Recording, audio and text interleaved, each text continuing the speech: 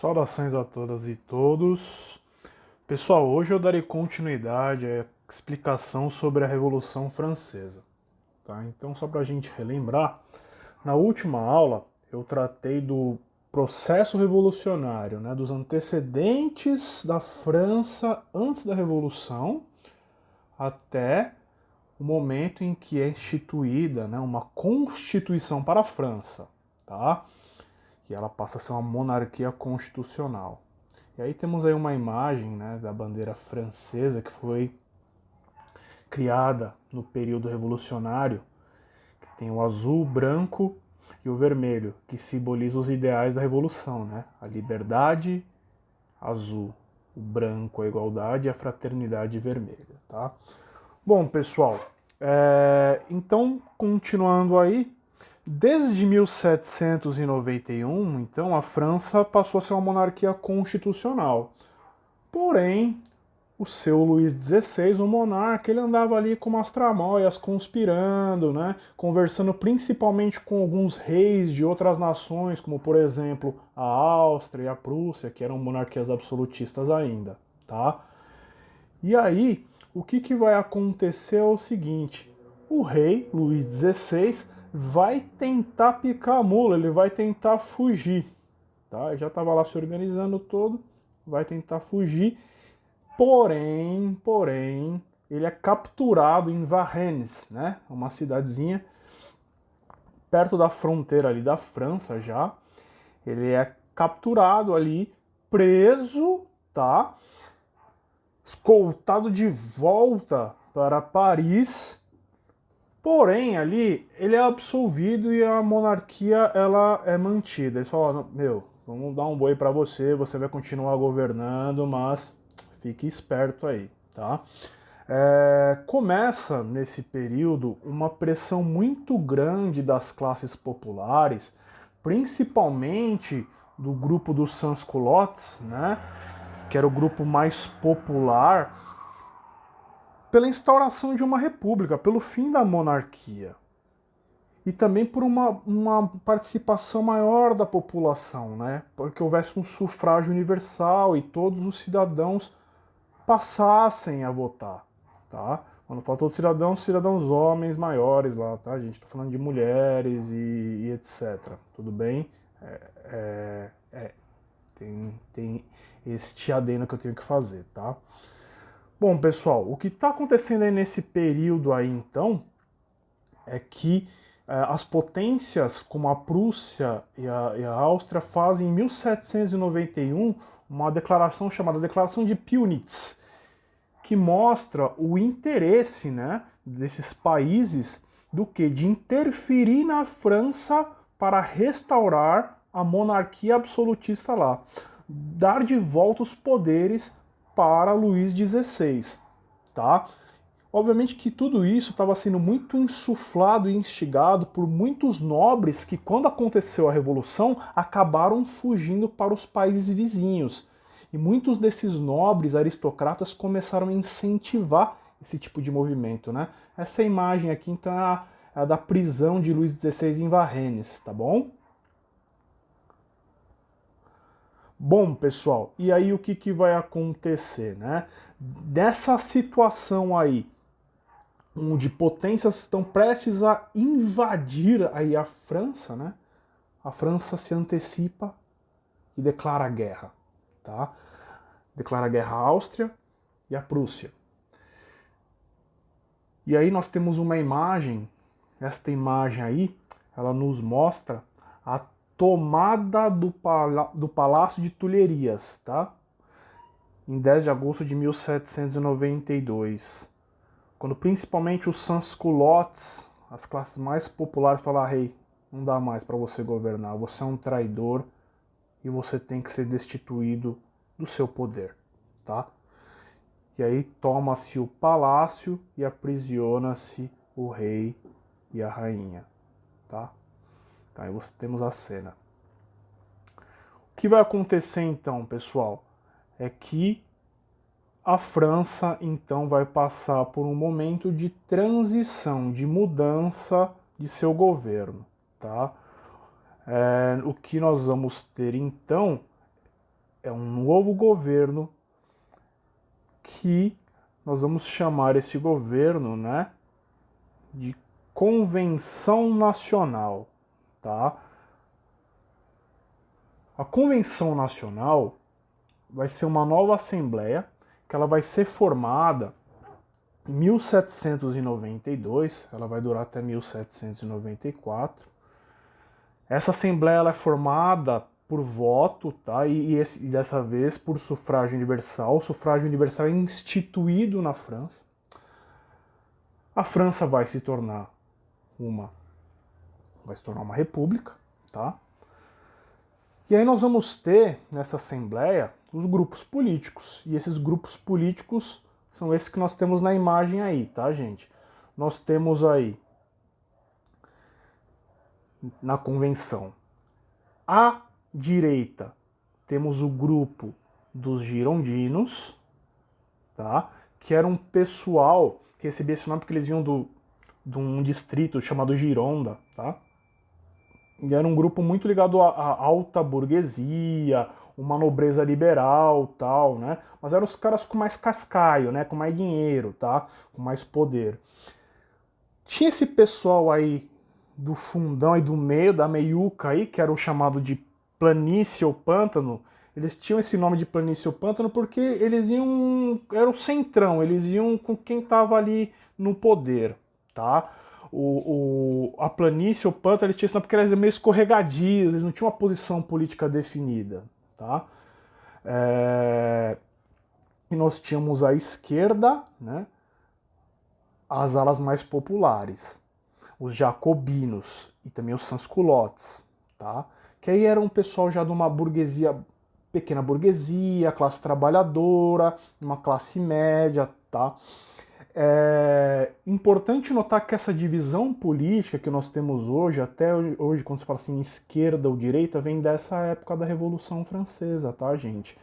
Porque quando você fala assim, partido é de esquerda, é um partido que é mais voltado para o quê? Para o social, para o popular. Quando nós falamos de partido de direita, um partido que é mais voltado para a burguesia, para interesses mais econômicos, capitalistas e etc. Então essa divisão de esquerda-direita, que até hoje nós usamos em política, vem deste período da Revolução Francesa, tá? E aí nós tínhamos as lideranças dos partidos, os girondinos, você tinha lá o Condorcet, Brissot, mas as que mais vão marcar pra gente são as lideranças da ala da esquerda, tá? E já vou falar o porquê disso. Que aí você tinha lá o Robespierre, Danton, tá? O Marat. O que vai acontecer é que num primeiro momento quem vai governar a convenção é a ala girondina, é a ala burguesa, tá? Eles que vão estar governando num primeiro momento. Porém, desentendimentos entre girondinos e jacobinos começam a fazer também que cresça cada vez mais o prestígio e o interesse que se radicalize um pouco mais esse processo, porque ainda ele está muito burguês. E com o apoio dos sans-culottes nas ruas, aquela coisa toda, o prestígio dos jacobinos aumenta muito, tá?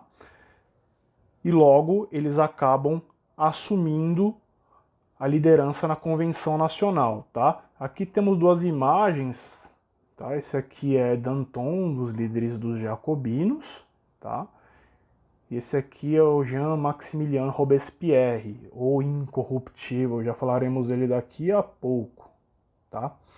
Então aí nós começamos aí com a fase popular da Revolução. Dentro da Convenção Nacional, a França já é uma república, e nós temos os líderes aí, o Danton, que era mais moderado, você tinha o Marat, que era mais ligado ali aos sans-culottes, e Robespierre, tá? Que eram mais radicais esses dois. Nós vamos ter algumas realizações dentro da fase popular, né, tal, que a França ela está em guerra. As potências estrangeiras estão tentando invadir para acabar com essa revolução. Por que as potências estrangeiras querem invadir a França? O grande medo é que a revolução se espalhe pela Europa e comece a pipocar na Prússia, na Áustria, na Inglaterra, e aí vire um furdúncio generalizado, tá? Esse é o grande medo. Então formam-se, por exemplo, os comitês de salvação pública aí nesse período, que eram o quê, né? Os comitês de salvação pública, eles tinham a função de defender internamente a França, tá? E também estavam se instituindo os tribunais revolucionários, que era para julgar aqueles que eram traidores, que eram contra a revolução, que estavam atrapalhando o processo revolucionário. Essas duas instituições vão ser muito usadas, principalmente quando for se radicalizando a revolução. Mas vai se radicalizar ainda mais, professor? Sim. Por que vai acontecer? O Jean Paul Marat, que tinha lá um jornal chamado Amigo do Povo, era muito ligado à ala dos sans-culottes, ele é assassinado, tá? Por uma girondina, inclusive. E a partir daí começa um momento chamado o terror, tá? O que vai ser o terror? O terror vai ser o período da Revolução Francesa, dentro da fase popular, né, onde os jacobinos estão no poder, onde se iniciará de uma maneira muito agressiva a perseguição a todos aqueles que são considerados inimigos da Revolução, tá? E aí nós vamos ter nesse período a liderança destacada do Robespierre, né, que vai promover essa radicalização jacobina. Então nós vamos ter diversas pessoas perseguidas, tá? Eu vou pegar um número para vocês terem noção aí. Entre setembro de 1793 e julho de 1794, mais de 300 mil pessoas foram presas e cerca de 17 mil foram executadas. E a execução neste período era a guilhotina. Tá? Inclusive, né, pessoal, o rei Luís XVI ele foi guilhotinado, tá, em 1793. Não deram boi para ele não dessa vez. Porque da primeira vez que capturaram ele, absolveram. Não, desta vez ele foi guilhotinado. Então, a pena capital, a pena de morte, era a guilhotina. A guilhotina é aquela lâmina, né, que fica bem acima da cabeça do acusado, ali, da pessoa que foi considerada acusada, enfim. E aí ela desce essa lâmina e vai decapitar o indivíduo, ou a indivídua, né? E então, dentro deste período do terror, 17 mil pessoas foram mortas, tá? Foi um período sombrio, porque, veja só, principalmente no governo de Robespierre, ali, quando ele assume a convenção, ele começa perseguindo lá os nobres, o pessoal ligado à aristocracia, os contra-revolucionários, a alta burguesia. Porém, chega a determinado momento que o Robespierre ele começa a acreditar que até os seus antigos aliados são inimigos. Um dos que vão parar na guilhotina é o seu amigo, Danton. Tá? Tem até um filme que chama Danton, O Processo da Revolução. Se puderem, assistam. Tá? Professor, mas esse terror ele só trouxe esses retrocessos? Foi só um período de sangue e mortes? Tá. Temos que também falar a parte onde houve avanços. Foi uma radicalização nesse sentido de perseguir opositores, às vezes até aliados, mas também foi um momento onde também aquelas ideias da revolução, do iluminismo, elas foram ao além. Por exemplo, gente, foi criado dentro desse período a lei do preço máximo ali. O que era a lei do preço máximo? Temos que controlar o preço, congelar o preço dos produtos, mesmo havendo inflação, porque senão as classes mais pobres vão viver na penúria, vão morrer de fome. Então vamos congelar os preços. Isso é uma medida extremamente popular, né? Importante para conseguir manter as pessoas com um nível mínimo de vida.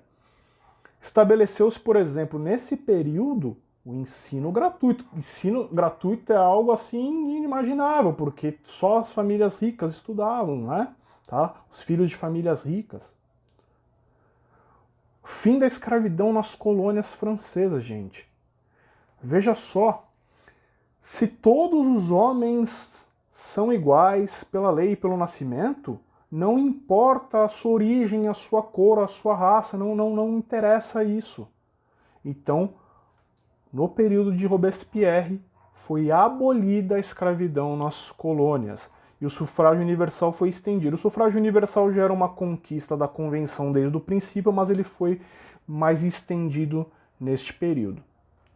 Porém, gente, apesar desses avanços, um clima muito grande de medo e desordem pairava no ar, tá? Ah, só mais uma coisa também, as terras dos nobres que fugiram, que foram considerados traidores, elas foram tomadas e depois distribuídas para camponeses que precisavam das terras, tá? Bom, voltando então a essa questão de clima de medo e desordem, esse clima de medo e desordem vai fazer o quê? Vai fazer com que grupos se organizem, principalmente os grupos ligados à burguesia, os girondinos, e eles falam, não, se continuarmos assim, vamos todos morrer. Cada dia é um tanto guilhotinado. E os girondinos se organizam, se articulam, e então o que acontece? Realizam um golpe. Tá? Realizam um golpe, e aí nós teremos aí, gente, o que a gente chama de reação termidoriana burguesa, tá? Ou a retomada, a contra-revolução girondina. É o contragolpe dos girondinos. Por isso, isso é uma bagunça, né? Uma hora é um que tá no poder, outra hora é outro, aí depois volta. É mais ou menos isso mesmo, gente, tá? Essa reação termidoriana, professor, o que é esse termidoriano? Pessoal, uma das coisas que aconteceu com a Revolução quando iniciou-se o governo da Convenção foi o seguinte, alterar-se o calendário. Então o calendário passou a ser um calendário revolucionário. Então 1792 passou a ser 1793, se não me engano, passou-se a mudar a contagem. Ele foi aprovado em 1792 o calendário e mudou a contagem do tempo. Passou-se a contar como ano 1 da Revolução, eram meses de 30 dias, tá? E 12 meses, só que o nome dos meses mudava, eles tinham a ver com a estação do ano, né? Então você tinha lá Termidor, que é um mês quente, né? Terme e tal. Você tinha o Brumário, que era o mês das brumas, tá bom? Então o nome dos meses e a contagem mudou um pouquinho, mas a gente usa as duas contagens porque durou muito pouco isso daí, tá? Mas para vocês terem noção, então, o golpe dos girondinos foi em 9 Termidor, que na verdade seria 27 de julho de 1794. Uma das coisas que aconteceu, gente, foi isso aqui, né? Vejam só, nosso amigo Jean-Maximilien Robespierre, olha o que aconteceu com ele, né? Vejam aí, tá? Foi guilhotinado. Temos aqui uma pintura da época que mostra, né, a execução do Robespierre, tá? Pois bem, os girondinos, então, a burguesia, ela vai iniciar um novo governo. Esse governo, chamado Diretório, ele recebe esse nome porque ele tem 5 diretores que vão governar. São 5 diretores assessorados por 8 ministros, tá? O que nós vamos ter aí é que muita gente não fala, mas os girondinos, eles são vingativos. Eles vão iniciar também um terror branco, tá? Então eles vão perseguir os jacobinos que antes estavam no poder. Falar, vocês não mataram os nossos antes, então vamos perseguir os seus também. Então houveram várias prisões e execuções de jacobinos nesse período. Em 1795 é criada uma nova Constituição para a França, ela que vai estipular isso do governo de 5 diretores, né? e etc. E essa nova Constituição da França, basicamente, ela traz alguns retrocessos, né? Por exemplo, o voto ele passa a ser censitário, não é mais o sufrágio universal, que significa que agora só vota quem tem uma certa renda, como era antes, logo no começo da Revolução. A escravidão volta às colônias, tá? E fim do congelamento dos preços. A inflação vai voltar. Esse governo diretório, ele é um governo extremamente complexo porque ele vai ter corrupção dentro dele, os cofres da França vão estar vazios, inflação, porque aí começa a subir o preço das coisas, né? Gera-se um processo inflacionário muito grande. E aí começa dentro da França diversas rebeliões, né? Tentativas de golpe, por exemplo, um cara chamado Gracchus Babeuf inicia a conspiração dos iguais, né? Que era um movimento contra esse governo diretório. Mas aí você tem, olha só a situação, nem estão satisfeitos os populares, as classes pobres, com essas medidas, né, que o preço está aumentando, a vida ficou mais cara, os interesses da burguesia estão sendo atendidos, mas os pobres que se lasquem. Mas também os antigos membros da aristocracia também não estão satisfeitos. Eles ainda insistem, né, o pessoal da nobreza, que nada de república, tem que voltar à monarquia. Então você tem uma situação de instabilidade interna muito grande, com várias rebeliões. Junte-se a isso as guerras que não pararam de acontecer. A França está em campanha contra vários países ainda. E aí o que vai acontecer, meus queridos e queridas? A figura dos militares, principalmente de generais, que são os caras que estão lutando tanto fora quanto dentro da França para acabar com as rebeliões ou contra o inimigo externo, eles começam a ganhar prestígio cada vez mais. E vendo essa fraqueza do governo do diretório, a burguesia fala, quer saber, precisamos de um nome forte, precisamos apoiar alguém forte. E então, em 18 Brumário, seguindo o calendário revolucionário, aparece a figura de Napoleão Bonaparte. Este é Napoleão Bonaparte, entrando, né, na Assembleia ali e tomando o poder, né, com apoio ali dos militares, obviamente, em um golpe. Mas precisa de alguém forte para pôr ordem nessa França que está bagunçada demais. E isso já estamos no ano de 1799, e nós podemos dizer que com o golpe de 18 Brumário do general Napoleão Bonaparte, o processo que se iniciou em 1789, ele se encerra depois de 10 anos. Se encerra entre aspas, porque com Napoleão Bonaparte nós vamos ter ecos da Revolução Francesa. Mas aí é uma outra história, tá? Então só para finalizar, pessoal, basicamente são essas aí, né, as 3 fases da Revolução. Então tivemos a primeira fase, que é a fase das assembleias, né? Começa lá com os Estados Gerais sendo convocados, depois a Assembleia Nacional Constituinte, né? Assembleia Nacional, depois a Assembleia Nacional Constituinte, até fazer a Constituição. Aí depois a Assembleia Nacional Constituinte passa a ser uma Assembleia Legislativa, tá? Que é o período que vai aí de 1789 até 1792, onde nós temos a fase burguesa.